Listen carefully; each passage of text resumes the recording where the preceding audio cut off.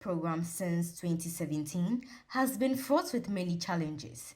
These include inadequate accommodation, logistics, and most of all, inadequate supply of food.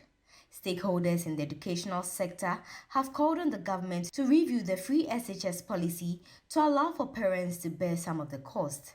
But the government remained adamant, stating that it is able to bear all the costs associated with the policy. The government subsequently justified an increase in the allocation for the free SHS policy in the 2023 budget. Despite these efforts of governments, parents are being asked to pay some amount of money as part of Parent-Teacher Association levy to cater for stationery and food. As senior high schools are expected to reopen on Monday, January 9, some parents have been complaining about the fees they are being asked to pay. But the Public Relations Officer of the Parent-Teachers Association, Irene Sam, who explained the reason for the fees, says it is to complement the efforts of the government. There are other things that the PTA has to do to complement these efforts of government. Government alone cannot do everything. Look at the senior high schools in the country and the population in each school. And government is overburdened doing everything for parents.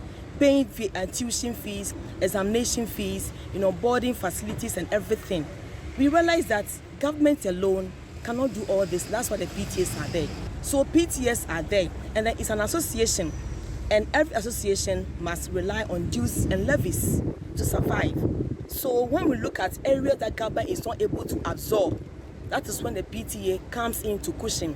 The whole of last year, the last semester exams, it's PTA who sponsored all the examinations because government was not forthcoming with the monies for the examination. And we understand the government has done so much for education, so much that we highly commend government on that. But where we have gotten to now, parents must be aware that they must also help.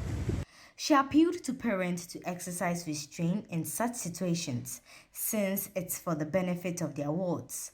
Government didn't say PTA shouldn't contribute. All that government said was that teachers shouldn't be involved or the school management shouldn't be involved in the collection of monies.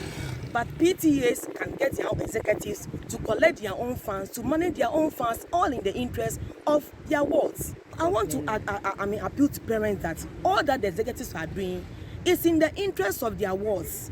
When you go and report the PTA to an official, that official also has a ward in the school that he or she is contributing to. Speaking to Citi News, the Public Relations Officer of the Ministry of Education, Kwesi Kwarteng, described the fees as illegal and advised parents not to pay. We all know when it comes to the financial policy that underpins education in Ghana here, especially at the basic level. I mean, at no point should any parent or student pay money to any school, especially when it comes to feeding, fees, whatever. I mean, the government policy is very clear that as part of measures to expand access into our education space, of course, with the ultimate view of achieving a socio-economic transformation, at no point should any parent pay money. It is the more reason why government elected to remove that barrier of cost. And so if we get to know the name of such institution quickly, we may have to liaise with the headmaster or the headmistress and understand or find out what is really going on. But, I mean, for the records, such payments are illegal and they are not supposed to be paid.